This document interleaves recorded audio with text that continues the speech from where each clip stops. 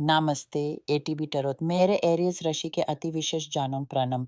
आज का ये संवाद आपके लिए गहरी आशयवाणी लेकर आया है, जिसमें आपकी आत्मा की पुकार को समझने का प्रयास है। सुनिए और अपने मन को खोल कर रख दीजिए। मुझे दिख रहा है कि आपके जीवन में एक ऐसा व्यक्ति प्रवेश करने वाला है, जो आपका बहुत समर्थन करेगा। ये समर्थन केवल भावनात्मक का नहीं, बल्कि आर्थिक स्तर पर भी दिखाई दे रहा है। कोई आपकी पीठ पीछे खड़ा होकर आपकी योजनाओं को मजबूती देगा, आपके विश्वास को संकल्प बनने देगा। आपकी कर्मभूमि पर, आपकी पेशेवर दुनिया में आप नए लोगों से जुड़ेंगे, जिनसे आपका संबंध केवल व्यावसायिक नहीं, बल्कि आपकी समृद्धि की नींव भी बनेगा। ऐसा लग रहा है जैसे आपके कर्म का फल आने वाला है और उसमें सहायक बनेंगे नए चेहरे, नए अवसर। कुछ आप में से अब किसी अध्ययन की ओर रुझाने वाले हैं। कोई नया कोर्स, कोई नई क्षमता को विकसित करने का मार्ग। ये एक ऐसा समय है जब आप अपने आप को पहचान रहे हैं, अपने गुणों को नज़रअंदाज करने की बजाय उन्हें निखर रहे हैं। अपने आप पर विश्वास का ये भाव आपको अंदर से इतना मजबूत बनाएगा कि बाहर की दुनिया की हर हवा आपको झुका ना पाएगी। आपके चरों और आपकी रक्षा और मार्गदर्शन के लिए एक आध्यात्मिक शक्ति मौजूद है। एक ऐसी अंतर्यामी आत्मा जो आपके हर कदम पर है, जो आपको एक ऐसी स्थिरता की ओर ले जा रही है जहां आर्थिक चिंताएं आपके मन को कभी व्याकुल नहीं करेंगी। ये स्थिरता कोई संकेत नहीं, बल्कि आपकी आत्मा का संकल्प है। अब यहाँ कुछ ऐसे भी हैं जिनके लिए खास संदेश है। भूतकाल में कुछ ऐसा पड़ा हुआ है जो आपका है पर आप तक पहुँचा नहीं।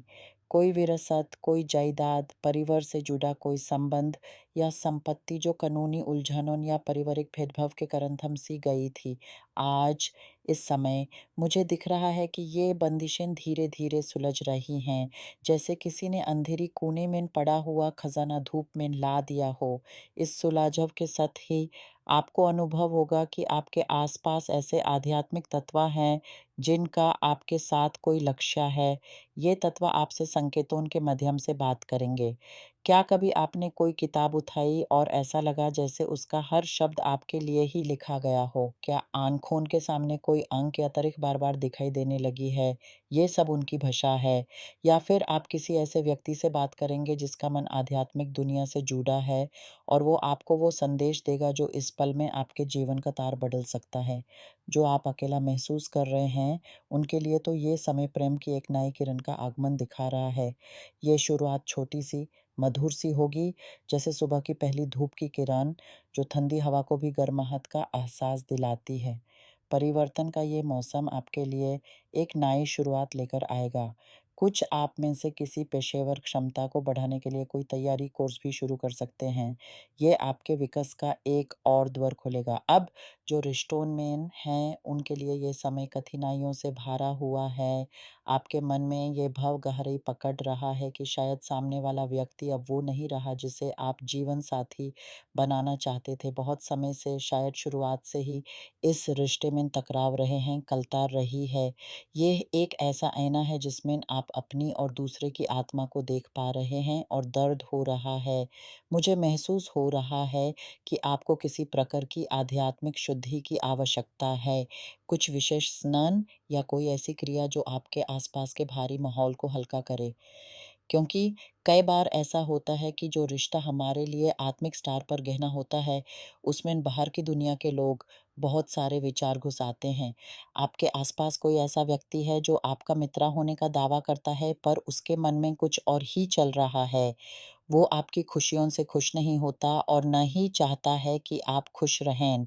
वो आपके रिश्ते में डालने के लिए ज़हर घुलती रहती है, हर छोटी-सी टक्कर को बढ़ाकर दिखाता है। होश रहे, ऐसे में किसी के कहने पर कोई निर्णय लेना आपको उस आत्मिक संबंध से दूर कर सकता है, जो आपके भविष्य के लिए निर्धारित है। इससे पहले कि कुछ टूट जाए, अंतर्मन की आवाज़ सुनिए।